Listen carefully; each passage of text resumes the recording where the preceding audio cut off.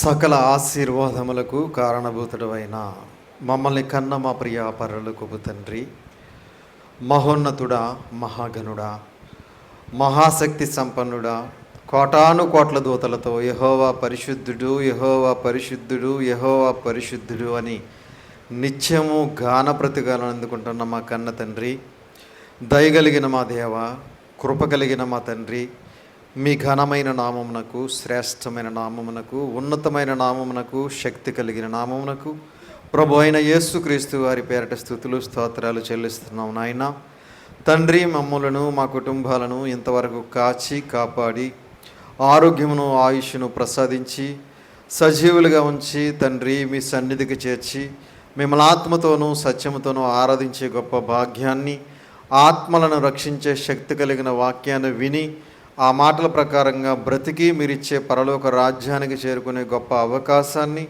మాకు ప్రసాదించారు తండ్రి. అందును బట్టి క్రీస్తు వారి పేరట మీకు స్తుతులు స్తోత్రములు చెల్లిస్తున్నాం. నాయన మీ దాసుడునైన నేను తండ్రి మీ గ్రంథంలో నుండి కొన్ని మాటలను తండ్రి మీ పిల్లలకు ఉపదేశించటానికి తండ్రి ప్రయత్నిస్తూ ఉండగా మీ ఆత్మ సహాయమును, సమయోచితమైన జ్ఞానమును నాకు అందించండి. వినుచున్న మీ పిల్లలకు అర్థం చేసుకునే మనసును, గ్రహించే హృదయమును దయచేయండి. మీ మాటలు తండ్రి కేవలం విని విడిచిపెట్టి నామకార్థ క్రైస్తవులుగా, వేషధారులుగా బ్రతకకుండా విన్న మాటలను తండ్రి అర్థం చేసుకుని గ్రహించి తండ్రి ఆ మాటలకు లోబడి తండ్రి మీకు భయపడి ఈ లోకంలో ఉన్నంతకాలము కూడా నాయన వాక్యానుసారంగా, ఆత్మానుసారంగా పరిశుద్ధులుగా, పవిత్రులుగా, యథార్థవంతులుగా, నీతిమంతులుగా బ్రతుకుతూ మీరిచ్చే పరలోక రాజ్యానికి మేమందరము చేరుకోవడానికి సహాయం చేయమని, కృప చూపించమని, దయ చూపించమని, మీ కృపలో భద్రపరిచి మమ్మల్ని అందరినీ కాచి కాపాడమని మీ ప్రియకుమారుడును మా ప్రియరక్షకుడైన యేసుక్రీస్తు వారి అతి శ్రేష్టమైన, ఉన్నతమైన, శక్తి కలిగిన నామమును బట్టి చిన్న ప్రార్థన అడిగి వేడుకొనిచున్నాము తండ్రి. ఆమేన్. కూడి వచ్చినటువంటి సహోదరి సహోదరులందరికీ కూడా మన ప్రభువును రక్షకుడైన యేసుక్రీస్తు వారి పేరట హృదయపూర్వకమైన వందనములు తెలియజేస్తూ ఉన్నాను. అంత బాగున్నారు కదండి? సంతోషం. ఈరోజు ఒక మంచి పాఠాన్ని మనం నేర్చుకుందాం. ఈరోజు మనం నేర్చుకోబోయే పాఠం పేరు దర్యావేసు ఉపవాసం. దర్యావేసు ఉపవాసం. ఇంతకుముందు మనం ఉపవాసాల గురించి కొన్ని పాఠాలు నేర్చుకున్నాం. ఎస్తేరు, మొర్దెకై ఉపవాసం గురించి నేర్చుకున్నాం. అలాగే నెహెమ్యా గారి ఉపవాసం గురించి కూడా నేర్చుకున్నాం. అలాగే భక్తి లేకుండానే ఉపవాసం ఉండేవారి గురించి నేర్చుకున్నాం.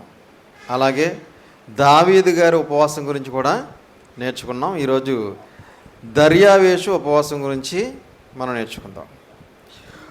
దానియేలు గ్రంథము 6వ అధ్యాయము. దానియేలు గ్రంథము 6వ అధ్యాయము మొదటి వచనం నుంచి జాగ్రత్తగా మనం చూడగలిగితే, దానియేలు గ్రంథము 6వ అధ్యాయం మొదటి వచనం నుంచి,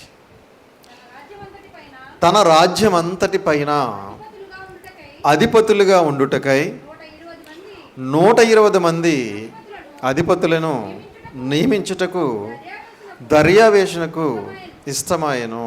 ప్రియమైన దేవుని వల్లరా, దర్యావేషు ఎవరంటే మాదీయ పారసీకుల యొక్క రాజు. ఏమండి? ఈ ప్రపంచాన్ని 4 సామ్రాజ్యాలు పరిపాలించాయి.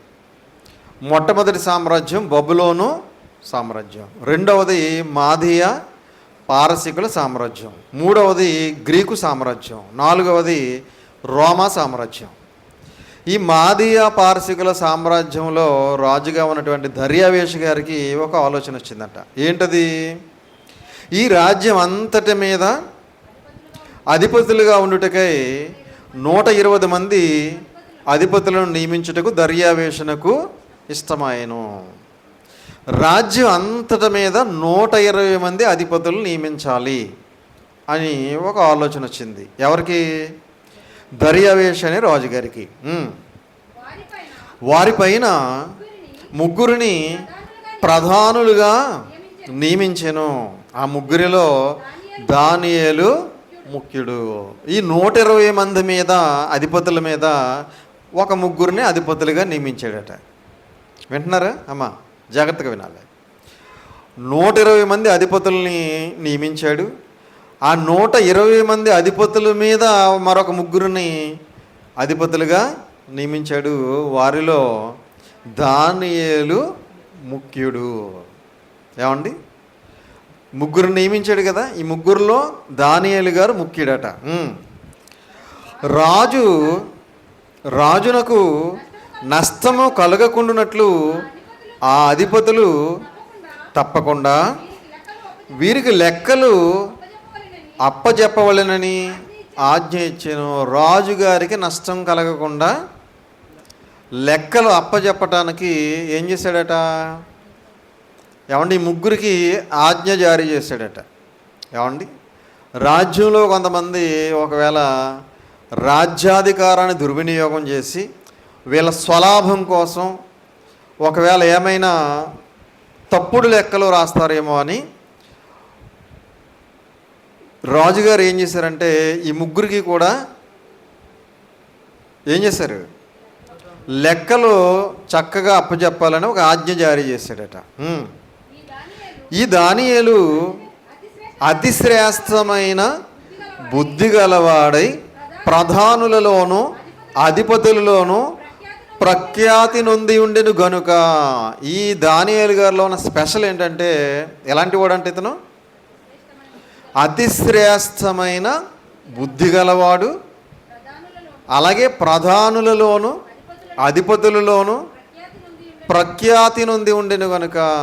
ఏమండి, ఈ దానియేలు గారు ఎలాంటి వాడంటే అతి శ్రేష్టమైన బుద్ధి కలిగిన వాడు. ఎలా వచ్చింది దీనికి బుద్ధి అంటే, ఇతను దేవునిలో నమ్మకంగా ఉంటున్నాడు కనుక, దేవునికి ఇష్టమైన జీవితం జీవిస్తున్నాడు కనుక దేవుడు ఈ దానియేలు గారికి అతి శ్రేష్టమైన బుద్ధి దయచేశాడు. అలాగే అక్కడ ఉన్న అధిపతులలోను ప్రధానులలోను ప్రఖ్యాతి నొందినవాడిగా ఉన్నాడట. ప్రఖ్యాతి అంటే అందరికంటే ఎక్కువ పేరు ప్రఖ్యాతులు పొందినవాడిగా ఉన్నాడట. రాజ్యం అంతటి మీద అతను నియమింపవాలని రాజు ఉద్దేశించాను. బాగా వినాలి. ఇక్కడ రాజుగారికి మరలా ఇంకొక ఆలోచన వచ్చింది. ఏంటి ఆలోచన? ఇతను అతి శ్రేష్టమైన బుద్ధి గలవాడు, అలాగే రాజులలోనూ ప్రధానుల్లోనూ ప్రఖ్యాతి నొందినవాడు గనక ఇతను ఏం చేయాలంటే రాజ్యం అంతటి మీద ఇతన్ని నియమించాలి అనుకున్నాడట. 120 మంది అధిపతులు నియమించాడు ముందు. ఆ 120 మంది మీద ముగ్గురిని అధిపతులుగా నియమించాడు. ఆ ముగ్గురులో మళ్ళీ దానియేలు గారు ముఖ్యుడు. ఏమండి, అంతేకాకుండా మళ్ళీ ఈ దానియేలు గారిని ఏం చేయాలనుకుంటున్నాడట? మొత్తం రాజ్యం అంతటి మీద ఇతన్ని నియమించాలి. ఎందుకంటే ఇతను అతి శ్రేష్టమైన బుద్ధి గలవాడు. ఎప్పుడైతే రాజుగారికి దానియేలు గారి మీద ఎలాంటి ఆలోచన వచ్చిందో వెంటనే కొంతమంది ఎలాంటి కుట్ర పండుతున్నారు చూడండి. అందుక ప్రధానులను అధిపతులను రాజ్యపాలన విషయములో దానియేలు మీద ఏదైనా ఒక నింద మోపవలెనని ఉండి తగిన హేతువు కనిపెట్టుచుండిరి. ఏం చేయాలనుకుంటున్నారట? ఏమండి, అక్కడ ఉన్నటువంటి ప్రధానులు అధిపతులు రాజ్యపాలన విషయంలో దానియేలు గారి మీద ఏదో ఒక నింద మోపాలి. ఇదిగో రాజుగారు, ఇదిగో దానియేలు గారిని మీరు ఏదో గొప్పవాడు, జ్ఞానవంతుడు, మంచి బుద్ధి కలిగిన వాడు అని ఇదిగో రాజ్యం అంతటి మీద మీరు నియమించాలనుకుంటున్నారు కదా, ఇదిగో ఇతను పలానా తప్పుడు పని చేస్తున్నాడు, పలానా మీరు చెప్పనటువంటి దానిని చేస్తున్నాడు అని ఏదో ఒక నింద మోపాలి అనుకున్నారు. నిందలు మోపేవాళ్ళు చాలామంది ఉంటారండి. ఈ నిందలు మోపే వాళ్ళతో చాలా ప్రమాదం. కొన్ని కాపురాలు కూలిపోతూ ఉంటాయి, కొన్ని స్నేహాలు విడిపోతూ ఉంటాయి, కొన్ని కుటుంబాలు చెల్లాచెదురు అయిపోతూ ఉంటాయి. అలాంటి వాళ్ళని గమనించుకోవాలి మనం. అలాంటి వాళ్ళకి దూరంగా ఉండాలి మనం. ఏమండి, ఎవరిని గుడ్డిగా నమ్మకూడదు మనం ఏంటంటే నమ్మేస్తాం మనోడే కదా అని. ఏమండి, వాళ్ళు మన కూడానే ఉంటారు, మనతోనే మాట్లాడతారు, మనకే ఎసరు పెడతారు. ఏమండి, కనుక వీళ్ళు ఏం చేస్తున్నారట? ఏదో ఒక నింద మోపాలని ప్రయత్నం చేస్తున్నారట. కానీ దానియేలు నమ్మకస్తుడై ఏ నేరమైనను ఏ తప్పైనను చేయువాడు కాడు గనుక దానియేలులో తప్పైనను లోపమైనను కనుగొనలేకపోయిరి. దానియేలు ఎలా ఉన్నాడట? నమ్మకస్తుడై అనే పదం రాయబడింది చూడండి. ఎలాంటి వాడండి దానియేలు? ఎలాంటి వాడు? నమ్మకస్తుడు. దానియేలు నమ్మకస్తుడై ఏ నేరమైనను ఏ తప్పైనను చేయువాడు కాడు గనుక. ఏ నేరము చేసేవాడు కాదు, ఏ తప్పు చేసేవాడు కాదు. అంటే ఎంత పెర్ఫెక్ట్గా ఉంటున్నాడు చూడండి దానియేలు గారు. అంటే ప్రతి విషయంలోనూ కూడా దానియేలు గారు చాలా కరెక్ట్గా ఉంటున్నాడు అనమాట. మరి మన క్రైస్తవులు ఉంటారా ఏమండి? ఎన్నో లోపాలు, ఎన్నో పాపాలు ఏమండి? దానియేలు గారిలో ఏ లోపము లేదట ఏమండి? ఏ లోపము లేకుండా ఎలా ఉన్నాడట? దానియేలు నమ్మకస్తుడై ఏ నేరమైనను ఏ లోపమైనను చేయువాడు కాడు గనుక దానియేలులో తప్పైనను లోపమైనను కనుగొనలేకపోయి. కనిపెడుతున్నారు కానీ కనుగొనలేకపోతున్నారు. కనిపెడుతున్నారు ఎక్కడ దొరుకుతాడా అని ఏమండి? ఎక్కడ దొరుకుతాడా, ఎలా ఇరికించాలా అని కనిపెడుతున్నారు. కానీ ఎక్కడ దొరకట్లేదు. ఎందుకంటే అతనిలో ఏ తప్పు లేదు. అప్పుడు వాళ్ళు కొత్తగా ఏం చేశారు చూడండి. అందుక మనుషులు అతని దేవుని పద్ధతి విషయమందే కానీ మరి ఏ విషయమందును అతనిలో లోపము కనుగొనలేమనుకొనిరి. ఏమనుకున్నారట? అతని దేవుని పద్ధతి విషయంలో తప్ప మరి ఇంకే విషయంలో మనం లోపం కనుగొనలేము అనుకున్నారట. ఇప్పుడు ఏం చేయాలి? ఏదో కొత్తగా ప్లాన్ చేయాలి ఏమండి? ఇప్పుడు ఏం ప్లాన్ చేశారు చూడండి. కాబట్టి ఆ ప్రధానులను అధిపతులను రాజునొద్దకు సందడిగా కూడి వచ్చి ఇట్లనేది ఏమండి? అందరూ సందడిగా వెళ్ళిపోయారంట రాజుగారి దగ్గరికి. ప్రధానులు అధిపతులు అందరూ కూడా సందడిగా వెళ్ళిపోయారంట రాజుగారి దగ్గరికి. వెళ్ళిపోయి రాజుగారితో ఒక మాస్టర్ ప్లాన్ వేసి ఎలా రాజుగారి చేత శాసనం చేస్తున్నారు చూడండి. రాజుకు దర్యావేషు చిరంజీవి ఉందువుగాక. రాజ్యపు ప్రధానులు సేనాధిపతులు అధిపతులు మంత్రులు సంస్థానాధిపతులు అందరూ కూడి రాజు ఒక ఖండితమైన చట్టము స్థిరపరిచి దానిని శాసనముగా సాటింపజేయనట్లు యోచన చేసిరి. మొత్తం అందరూ వెళ్ళిపోయారు ఏమండి? అధిపతులు, రాజ్యాధిపతులు, సంస్థానాధిపతులు, ప్రధానులు ఏమండి? అందరూ వెళ్ళిపోయి రాజుగారి చేత ఒక చట్టం చేయించాలని చూస్తున్నారట. ఏంటో చట్టం కింద చెప్పాడు చూడండి. ఎలాగంటే 30 దినముల వరకు నీ యొద్ద తప్ప మరి ఏ దేవుని యొద్దనైనను మానవుని యొద్దనైనను ఎవడును ఏ మనవియు చేయకూడదు. ఏమండి? చూసారు ఎలాంటి చట్టాన్ని చేయాలని చూస్తున్నారు చూడండి. ఎన్ని రోజుల వరకు? 30 దినముల వరకు నీ యొద్ద తప్ప మరి ఏ దేవుని యొద్దను మానవుని యొద్దను ఎవడును ఏ మనవి చేయకూడదు. ఎవడైనా ఏదైనా చెప్పుకోవాలంటే నీకు మాత్రమే చెప్పుకోవాలి. ఏమండి? ఏ దేవుడికి చెప్పకూడదు, ఏ మానవుడికి చెప్పకూడదు. అర్థమవుతుందండి? ఎవరికి చెప్పుకోవాలి? ఇప్పుడు దర్యావేష్ అనే రాజుగారికి మాత్రమే చెప్పుకోవాలి. ఏ సమస్య వచ్చినా, ఏ ఇబ్బంది వచ్చినా, ఏ కష్టం వచ్చినా. ఏ దేవుడికి ప్రార్థన చేయకూడదు, ఏ మానవుడికి చెప్పకూడదు. ఎన్ని రోజులు? 30 రోజులు. ఏమండి? ఎవడైనాను చేసిన ఎడల వాడు సింహముల గుహల్లో పడద్రోయబడును. ఎవరి కోసం చేస్తున్నారు ఈ చట్టం? కేవలం దానియేలు గారి కోసం. ఏమండి? ఏమైనా సరే ఈ దానియేలు గారిని ఈ ప్రార్థన విషయంలో ఇరికించి సింహాల బోన్లో పడేయాలి. ఎందుకంటే దర్యావేషు మనకంటే ఎవరు నమ్ముతున్నాడు? బానిసత్వం. ఎక్కడి నుంచి వచ్చారు వీళ్ళు? ఎక్కడో యూదా ఇజ్రాయేల్ దేశంలో ఉన్న వీళ్ళు ఏమండి చెరకు వెళ్ళిపోయారు. బబులోను సామ్రాజ్యంలో చెరకు వెళ్ళిపోయి బానిసలుగా వచ్చారు ఇక్కడికి, మన దేశానికి. బానిసలుగా వచ్చిన వీళ్ళల్లో ఈ దానియేలు ఏంటి, మన మీద అధికారిగా ఉండటం ఏంటి, ఈ దర్యావేష్ ఏంటి, ఇతన్ని ఇష్టపడటం ఏంటి, ఇతన్ని మనకంటే పైన పెట్టడం ఏంటి, కాబట్టి ఇతను ఏదో ఒక రకంగా అడ్డు తొలగించాలనే కుట్రతో ఏమంటే సింహాల బోనులో పడేయడానికి ప్లాన్ చేస్తున్నారట. రాజా ఈ ప్రకారముగా రాజు శాస్త్రము ఒకటి పుట్టించి మాదీల యొక్కయు పారసీకుల యొక్కయు పద్ధతిని అనుసరించి స్థిరమగు శాసనముగా ఉండినట్లు దాని మీద సంతకం చేయమని మనవి చేసాను. సంతకం చేయమని మనవి చేశారట.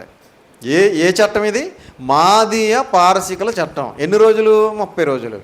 కావండి సంతకం చేయమంటే రాజుగారు ఏం చేశారు చూడండి. కాగా రాజుకు దర్యావేసు శాసనము వ్రాయించి సంతకము చేశాను. శాసనం రాయించేసాడు, సంతకం చేసాడు. వీళ్ళందరూ ఎందుకు చేస్తున్నారు, ఎవరి కోసం చేస్తున్నారని ఆలోచించలేదు రాజుగారు. ఏమండి, శాసనం రాయించేసాడు, సంతకం చేసాడు. ఇంక దాన్ని రద్దు చేసే అవకాశం లేదు, రాజుగారికి కూడా లేదు. అర్థమవుతుందా? ఒక్కసారి రాజుగారు మాదీయ పారసీకుల రాజ్యంలో రాజుగారు ఒకవేళ శాసనం చేసి సంతకం చేస్తే దాన్ని రద్దు చేసే అవకాశం రాజుగారికి కూడా ఉండదు. అంత కఠినమైన చట్టాలు ఉండేవి. ఇట్టి శాసనము సంతకము చేయబడినని దానియేలు తెలుసుకొనినను అతడు తన ఇంటికి వెళ్ళి యథాప్రకారముగా అనుదినము ముమ్మారు మోకాళ్ళుని తన ఇంటి పై గది కిటికీలు యెరూషలేము తట్టునకు తెరవబడి ఉండగా తన దేవునికి ప్రార్థన చేయుచు ఆయన స్తుతించుచు వచ్చెను. ఆ మనుషులు గుంపు కూడి వచ్చి దానియేలు తన దేవునికి ప్రార్థన చేయుటయు ఆయనను బతిమాలుకొనుటయు చూచి రాజు సమూహమునకు వచ్చి శాసన విషయమును బట్టి, రాజా 30 దినముల వరకు నీకు తప్ప మరి ఏ దేవునికైనాను మానవునికైనాను ఎవడును ప్రార్థన చేయకూడదు.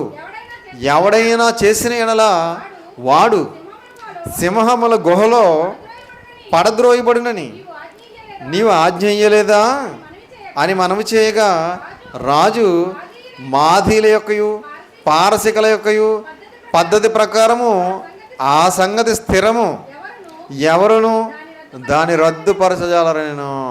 ఏమండి, ఆల్రెడీ దానియేలు గారు ఏం చేస్తున్నారు, ఇలాంటి శాసనం ఒకటి పుట్టించారని తెలిసి కూడా ఏం చేస్తున్నాడంటే ఆయన పై గదిలోకి వెళ్ళి కిటికీ తలుపులు యెరూషలేము తట్టు తీసి ఉండగా అనుదినము ముమ్మారు దేవునికి ప్రార్థన చేస్తూ ఆయన స్తుతిస్తున్నాడట. ఎవరు చూశారు ఇది? ఎవరైతే ఈ శాసనాన్ని పుట్టించారో వాళ్ళు చూసి వెంటనే రాజుగారి దగ్గరికి వెళ్ళిపోయి రాజుగారికి కంప్లైంట్ చేస్తున్నారు.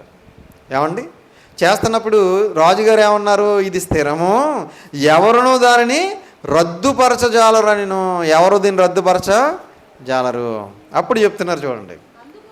అందుకు వారు చెరపట్టబడిన యూదులలో ఉన్న ఈ దానియేలు నిన్నే గాని నీవు పుట్టించిన శాసనమునే గాని లక్ష్య పెట్టక అనుదినము ముమ్మారు ప్రార్థన చేయుట యందు చేయుచు వచ్చుచున్నాడని. ముమ్మారు అనుదినము ప్రార్థన చేస్తున్నాడు అని చెప్పారట. ఏమండి, ఇక్కడ చెరపట్టబడిన యూదులలో అనే పదం ఉంది చూడండి. అంటే వీళ్ళు ఎక్కడి నుంచి వచ్చారు? చెరపట్టబడి వచ్చారు ఈ రాజ్యంలోకి. ఏమండి, అంటే బానిసలుగా బ్రతుకుతున్నారు యూదులందరూ కూడా. అందులో కొంతమంది రాజకుమారులను ఏం చేసేవారంటే వారికి కొన్ని విద్యలు నేర్పించి వారిని కొన్ని మంచి మంచి పదవుల్లో వాళ్ళని పెడతా ఉండేవారు అనమాట. అప్పుడు రాజుగారి దగ్గరికి ఎప్పుడైతే వెళ్ళి వాళ్ళు కంప్లైంట్ చేశారో రాజు ఈ మాట విని బహుగా వ్యాకులపడి దానియేలును రక్షింపవలెనని తన మనసు దృఢము చేసుకొని సూర్యుడు అస్తమించే వరకు అతను విడిపించుటకు ప్రయత్నం చేశాను. చాలా బాధపడ్డాడంట రాజుగారు. ఎందుకంటే దానియేలు గారు ఏంటో, ఆయన క్యారెక్టర్ ఏంటో, ఆయన జీవిత విధానం ఏంటో, ఆయన భక్తి ఏంటో ఎవరికి తెలుసు? దర్యావేషుకి బాగా తెలుసు. ఏమండి, ఎందుకంటే అతను ఏ విషయంలోనూ కూడా ఏ నేరము చేసేవాడు కాదు, ఏ లోపము లేనివాడు అతను. ఈ విషయం దర్యావేషకు బాగా తెలుసు. అందుకే ఏమైనా సరే దానియేలు గారిని రక్షించాలి అని సూర్యుడు అస్తమించే వరకు కూడా ఏం చేశాడట? ప్రయత్నం చేశాడట. ఏమైనా సరే దానియేలు గారిని కాపాడాలని దృఢంగా నిశ్చయించుకున్నాడట. సూర్యుడు అస్తమించే వరకు కూడా సకల విధాలా కూడా ప్రయత్నం చేశాడట.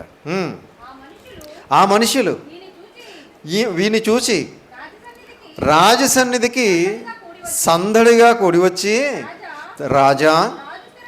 రాజు స్థిరపరిచిన ఏ శాసనమే కానీ తీర్మానము కానీ ఎవడను రద్దుపరచ జాలడు. ఇది మాధీయులకును పారసీకులకును విధి అని తమరు తెలుసుకొనవలెనని. ఒకవేళ రాజుగారు ఎక్కడైనా మనసు మార్చుకుని తాను చేసినటువంటి శాసనాన్ని సంతకాన్ని ఒకవేళ రద్దు చేస్తాడేమో అని సందడిగా వచ్చేసారంట అందరూ. ఏమండి? ఎవరు? అధిపతులు, ప్రధానులు, సంస్థానాధిపతులు అందరూ సందడిగా వచ్చేసి మాదీయుల యొక్క పారసీకుల యొక్క ఆ రాజ్య విధి విధానాలు ఎవరికి జ్ఞాపకం చేస్తున్నారు? రాజుగారికి జ్ఞాపకం చేస్తున్నారు. దాన్ని ఎవరు రద్దు చేయడానికి అవకాశం లేదు, రాజా మీరు తెలుసుకోవాలి అని చెప్పి రాజుగారికే ఒకసారి జ్ఞాపకం చేస్తున్నారు. అంతటా రాజు ఆజ్ఞేయగా బంటోతులు దానియేలును పట్టుకుని పోయి సింహముల గుహలో పడద్రోయగా రాజు, నీవు అనుదినము తప్పక సేవించుచున్న నీ దేవుడే నిన్ను రక్షించునని దానియేలుతో చెప్పాను. దానియేలు గారిని తీసుకెళ్ళారు. ఎక్కడ పడేశారు? సింహాల భవనంలో పడేశారు. ఏమండి? సింహాల భవనంలో పడేసిన వెంటనే దర్యావేషు దగ్గరికి వెళ్ళి ఏమంటున్నాడట? నీవు అనుదినము సేవించుచున్న నీ దేవుడే నిన్ను రక్షించునని దానియేలుతో చెప్పాను. నీవు అనుదినము సేవిస్తున్నావు కదా, నీవు అనుదినము ప్రార్థన చేస్తున్నావు కదా, నువ్వు దేవుని యందు భయభక్తులుగా బ్రతుకుతున్నావు కదా, నీ దేవుడే నిన్ను రక్షించును, నీ దేవుడే నిన్ను రక్షిస్తాడు అని చెప్పి అక్కడ రాజుగారు చెప్పి వారు ఒక రాయి తీసుకొని వచ్చిరి. ఆ గుహ ద్వారమున వేసి దాన్ని మూసిరి. మరియు దానియేలును గూర్చి రాజు యొక్క తీర్మానము మారునేమో అని రాజముద్రను అతని అధికార ముద్రను వేసి దాన్ని ముద్రించిరి. ఒకవేళ రాజుగారు మనసు మార్చుకుంటాడు ఏమని ఏం చేశారట? ఏమంటే పెద్ద రాయి తీసుకొచ్చి అక్కడ పొర్లించి ఏమంటే మరలా ముద్ర వేశారట. అక్కడ ముద్ర వేశారట. అంటే దీని ఎవరో కూడా ఇంకా తీయటానికి లేదు. ఎంత గొప్పవాడు వచ్చినా సరే దీన్ని రద్దు చేయడానికి అవకాశం లేదు. అప్పుడు రాజుగారు ఏం చేస్తున్నారు చూడండి. అంత రాజు తన నగరునకు వెళ్ళి ఆ రాత్రి అంతా ఉపవాసం ఉండి నాట్య వాయిద్యములను జరగనీయలేదు. అతనికి నిద్ర పట్టకపోయిను. రాజుగారు ఏం చేశారట? దానియేలు గారి కోసం ఉపవాసం ఉన్నారట. చాలా విచిత్రంగా లేదు? ఏమండి? దర్యావేషు ఎవరో ఒక అన్యుడు, దానియేలు గారు ఎవరో యూదుడు. ఏమండి? దానియేలు గారి కోసం ఒక అన్య రాజు ఉపవాసం ఉండడం ఏంటి? అవునా? ఇప్పుడు మన క్రైస్తవులందరినీ కూడా చాలా చిత్తహింసలు గురి చేయాలని ఈ దేశంలో చాలామంది పన్నాగాలు పండుతున్నారు, కుట్రలు పండుతున్నారు. ఇప్పుడు నరేంద్ర మోడీ గారు ఈ దేశానికి ప్రధానిగా ఉన్నారు. ఆయన మన క్రైస్తవులందరి కోసం ఉపవాసం ఉండి ప్రార్థన చేస్తున్నాడు అనుకోండి, ఎలా ఉంటుంది? చాలా విచిత్రంగా ఉండదా? విడ్డూరంగా ఉంటుంది. అవునా? ఇప్పుడు ఈ మాదీయ పారసీక రాజ్యంలో ఉన్నటువంటి కొంతమంది ఈ దానియేలు గారి మీద కుట్ర పండుతున్నారు, ఈయన ఏదోలాగా హతమార్చాలని. ఆ రాజుగారు ఏమో ఈయన కోసం ఉపవాసం ఉన్నాడు. ఆ రాత్రి అంతా కూడా వాయిద్యాలు వాయించడం ఆపేశాడట. ఆ రాత్రి అతనికి నిద్ర పట్టలేదట. రాత్రి అంతా కూడా ఉపవాసం ఉన్నాడట. ఏమండి? ప్రియమైన దేవుని వాళ్ళు అంటే దానియేలు గారి క్యారెక్టర్ని బట్టి ఈ రాజుగారు అతను ఏదో రకంగా రక్షించాలని అతని కోసం ప్రయత్నం చేశాడు. అలాగే ఉపవాసం చేస్తున్నాడు. ఆ రాత్రి నిద్రపోలేదట. తెల్లవారుజామున రాజు వేగరమే లేచి సింహముల గుహ దగ్గరకు త్వరపడిపోయాను. పొద్దున లెగిసిపోయాడు. తెల్లవారుజామునే లెగిసి సింహాల గుహ దగ్గరికి వెళ్ళిపోయాడట. ఏమండి? అంటే దానియేలు గారు అంటే ఎంత నమ్మకమో చూడండి రాజుగారికి. వెళ్ళి అతడు గుహ దగ్గరకు రాగానే దుఃఖ స్వరముతో దానియేలును పిలిచి, జీవము గల దేవుని సేవకుడమైన దానియేలు, నిత్యము నీవు సేవించుచున్న నీ దేవుడు నిన్ను రక్షింపగలిగిన. దుఃఖ స్వరముతో పలుకుతున్నాడట. ఏమంటున్నాడు చూడండి, జీవము గల దేవుని సేవకుడు అయిన దానియేలు. ఏమండి, దానియేలు పూజించే దేవుడు, దానియేలు స్తుతించే దేవుడు ఎలాంటి వాడని తెలుసుకున్నాడు దర్యావేషు. జీవము గల దేవుణ్ణి సేవకుడు అయిన దానియేలు అంటున్నాడు. అంటే దానియేలు గారు పూజించే దేవుడు, దానియేలు గారు స్తుతించే దేవుడు, దానియేలు గారు ఆరాధించే దేవుడు ఎవరన్నమాట? జీవము గల దేవుడు. మనం నమ్ముకున్న దేవుడు ఎలాంటి వాడు? జీవము గల దేవుడు. జీవం లేనివాడు కాదు, నిర్జీవమైన వాడు కాదు, జీవం కలిగిన దేవుడు, మనకు జీవితాన్ని ఇచ్చిన దేవుడు. జీవము గల దేవుణ్ణి, ఆ మాట అందరూ చూడాలి. జీవము గల దేవుని సేవకుడైన దానియేలు, నిత్యము నీవు సేవించుచున్న నీ దేవుడు నిన్ను రక్షింపగలిగినా అని అతన్ని అడిగాను. అందుకు దానియేలు, రాజు చిరకాలము జీవించునుగాక, నేను ఆ దేవుని దృష్టికి నిర్దోషినిగా కనబడితేను కనుక ఆయన తన దూతను పంపించి సింహములు నాకు ఏ హానియు చేయకుండా వాటి నోళ్ళు మోయించాను. దేవుడు ఏం చేశాడట? తన దూతను పంపించి సింహములు నాకు ఏ హానియు చేయకుండా వాటి నోళ్ళు మోయించాను. ప్రియమైన దేవుని వాళ్ళరా, దేవుని యందు భయభక్తులు కలిగి బ్రతికితే దేవుడు ఏం చేస్తాడో తెలుసా? తన దూతను పంపిస్తాడు. మనకు కనబడుతుందా దూత? కనబడదు. దూత మనకు కూడానే ఉంటుంది, కానీ మనకు కనబడదు. ప్రతి అనారోగ్యం నుంచి, ప్రతి ప్రమాదం నుంచి, ప్రతి ఇబ్బంది నుంచి, ప్రతి కష్టం నుంచి మనల్ని ఏం చేస్తుంది? కాపాడుతుంది. అందుకే కీర్తన గ్రంథంలో 34వ అధ్యాయంలో 7వ వచనంలో ఒక మంచి మాట రాయించాడు చూడండి. కీర్తన గ్రంథము 34వ అధ్యాయం చూడండి ఒకసారి. కీర్తన గ్రంథం 34వ అధ్యాయము 7వ వచనం అందరూ చూడాలి. యెహోవా యందు భయభక్తులు గల వారి చుట్టూ ఆయన దూత కావలి ఉండి వారిని రక్షించును. యెహోవా యందు భయభక్తులు కలిగి ఉంటే మన చుట్టూ ఎవరుంటారు? దూత ఉంటుంది. ఏమండి, మనకి ఏ హాని జరగకుండా, మనకి ఏ ప్రమాదం జరగకుండా, ఎలాంటి ఇబ్బందులు మనకి ఎదురవ్వకుండా దూత కావలి ఉండి మనల్ని రక్షిస్తుంది. ఇక్కడ దానియేలు గారు కూడా దేవుని యందు భయభక్తులు కలిగి బ్రతుకుతున్నాడు కనుక సింహాల బోనులో వేసినా కూడా దేవుడు తన దూతను పంపించి తనకు ఏ హాని జరగకుండా సింహాల నోళ్ళు మోయించాడట. ఇప్పుడు రండి దానియేలు గ్రంథానికి. రాజా, నీ దృష్టికి నేను నేరము చేసిన వాడును కాను కదా అనెను. రాజు ఇందును గూర్చి అతి సంతోషభరితుడై దానియేలును గుహలో నుండి బయటికి తీయుడని ఆజ్ఞయ్యగా బంట్రౌతులు దానియేలును బయటికి తీసిరి. అతడు తన దేవుని యందు భక్తి గలవాడైనందున భక్తి ఉంది దానియేలు గారికి. దేవుడు అంటే భయం ఉంది, కానీ ఈరోజు భక్తి లేదు, భయం లేదు చాలామందికి. ఏమండి, భక్తి గలవాడైనందున అతనికి ఏ హానియు. రాజు ఆజ్ఞేయగా దానియేలు మీద నింద మోపిన ఆ మనుషులను వారు తోడుకుని వచ్చి సింహముల గుహలో పడద్రోసిరి. వారిని, వారి కుమారులను, వారి భార్యలను పడద్రోసిరి. ఎవరెవరిని పడద్రోసారట? ఎవరైతే దానియేలు గారి మీద కుట్ర పన్నారో వాళ్ళని కాదు. ఏమండి, దానియేలు గారి మీద నింద మోపిన వారిని, వారి కుమారులను, వారి భార్యలను కూడా. అర్థమవుతుందండి? ఎవరైతే దానియేలు గారి మీద నింద మోపారో వాళ్ళు మాత్రమే కాదు, వారి కుమారులను, వారి భార్యలను కూడా ఏం చేశారట? సింహముల బోనులో పడద్రోసిరి.